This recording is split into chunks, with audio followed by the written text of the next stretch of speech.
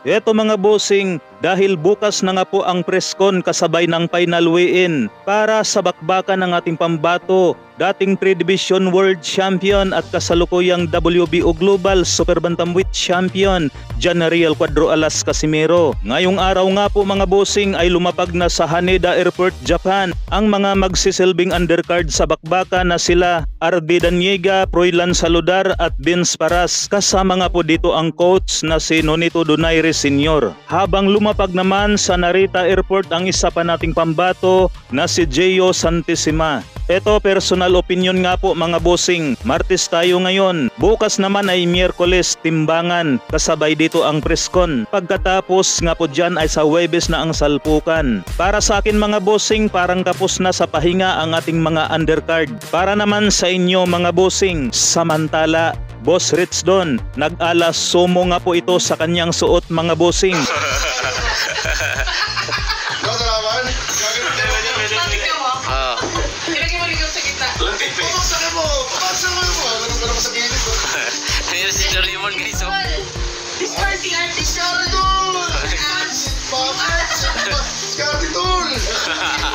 Mexican manager ni Cuadro Alas na si Jose de la Cruz. Nasa bansang Japan na rin ito mga bossing. Kaya naman ay kompleto na ang team Cuadro Alas na nasa bansang Japan. So napapansin nga po ng ibang mga fans ni Cuadro Alas na ito raw si Jose de la Cruz ang palaging pumupunta sa tuwing may salpukan si Cuadro Alas. Sa pagkakaalam ko nga po ay busy rin si Igis Climas na nasa bansang Amerika. Alam naman nating lahat na hawak ni Climas sila Unified Heavyweight Champion Alexander Usyk, dating pound for pound king Vasily Lomachenko at iba pa. Sabay, may laban din sa Amerika ang isa pang alaga ni Igis Climas na si WBO Middleweight World Champion Janibek Alimkhanuly. Isang unification nga po ito mga bossing, paglalabanan ng WBO at IBF. Kaya naman talagang busy si Igis Climas at itong si Jose de la Cruz ang madalas nating makikita sa tuwing salpukan ni Cuadro Alas.